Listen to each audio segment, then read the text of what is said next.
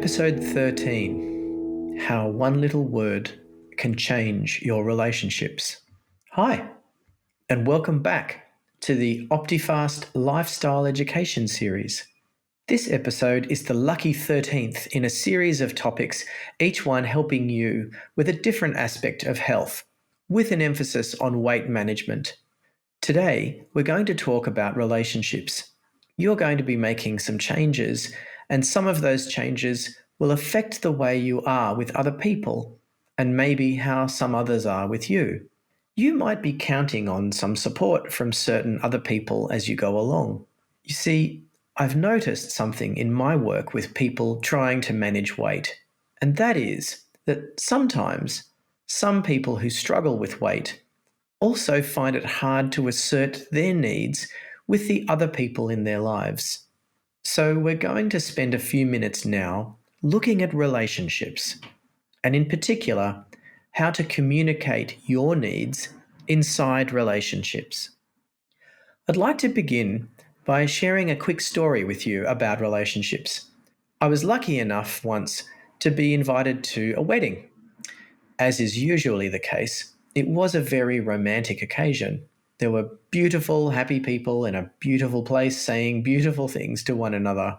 I was surprised and moved by one of the readings that was made during the wedding ceremony, which I'd like to share with you now.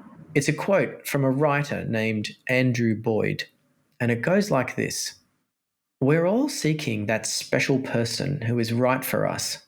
But if you've been through enough relationships, you begin to suspect there's no right person, just different flavors of wrong.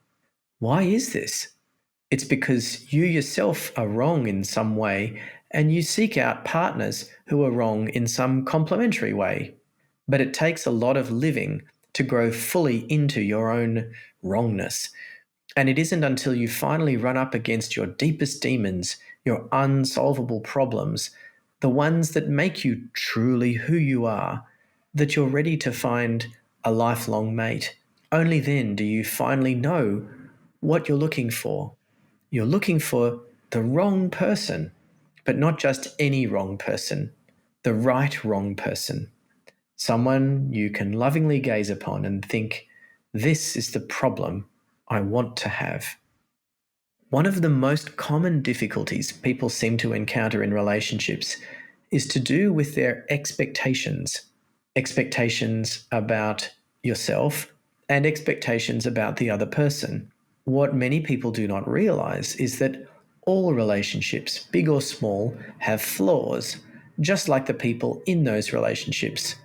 And just like for a person, the trick is not to erase or repair the flaws in a relationship, but to learn about them and find some ways to live with them. A healthy, strong relationship is one in which problems are well known and accepted by both people in it. This will usually take time to establish, regardless of how compatible those two people might be. This is true not just for marriages, but for other relationships like friendships, business partnerships, or even the relationship between a business and their customer. This acceptance of flaws does not need to be gracious. It might just be enough that one person feels able to say to the other person, "I can't live with your golf obsession anymore," and having said it out loud, maybe this now makes it possible for them to keep living with it after all. So the key point here is that a strong relationship is not made strong by it being neat or harmonious or pretty, or even by lots of honesty between the two people.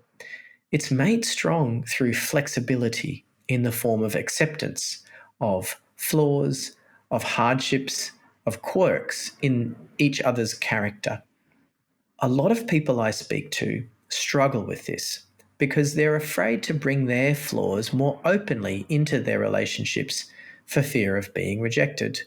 But if these flaws are kept hidden, then the isolation sets in anyway. One simple way you can bring yourself more into a relationship with acceptance in mind is by using I statements. These are simply statements that put the focus on you rather than the other person. I statements, like the name suggests, generally begin with the word I and avoid using the word you. Two particularly useful forms of I statements are I feel and I want. I feel statements express your specific feelings or emotions about the other person's behavior or the situation while avoiding commenting about the other person. Here are some examples. I really felt overwhelmed when I had to make dinner for everyone last night.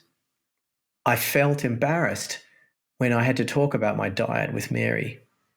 I was hurt by our conversation yesterday. I'm excited about going for a walk tomorrow. The other type of I statement is I need.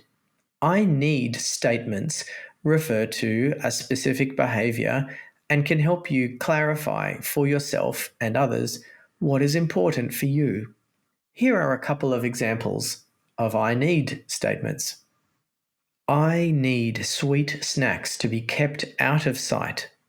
I need to be on time for my morning walk. I need some time to think about what you've just said. The worksheet has a space for you to plan this for yourself.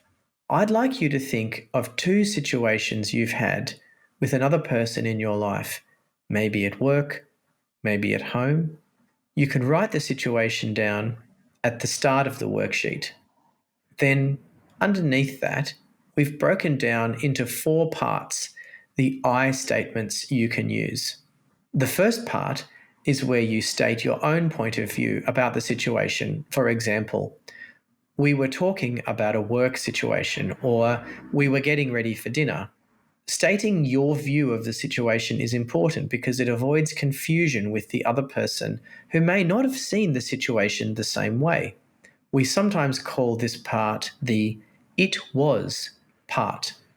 So you can pause me now and write down the it was part to begin with in this situation that you can remember.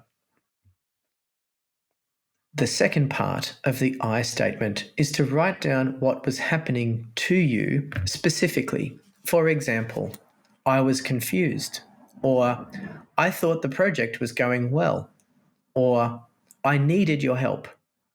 This brings the other person's attention to what was happening to you in that situation. Again, they may not have realized this until you told them. We sometimes call this part the I was part. So again, you can pause me and write down the I was part of what happened. Okay. The third part of the I statement I'd like you to write on the worksheet is probably the most important part. This is the part where you say how you felt. I was hurt. I was relieved. I was upset. I was angry. I was excited. The most useful thing about communicating your feelings as I statements in a relationship is you aren't accusing the other person of anything, and you can't be wrong about how you are feeling. The other person's job is just to listen and be aware of what you are saying. And we call this third part the I felt part. So again, I'm going to let you pause me if you need to and write down the I felt part of the situation that you can remember. And now the fourth part of the I statement, which is to tell the other person what you need from now on. I need to understand what's going on. I need some time to think. I need your help with this. We refer to this part as the I need part. So you can go ahead and write down what you think you need going forward after this situation. So there you have it. I statements are the core of good communications in relationships of any kind and can form the basis of a strong and productive relationship. They come in 4 parts. It was, I felt, and I need. Once you've written some of these down for yourself, you might want to try it out with someone. and see how it works.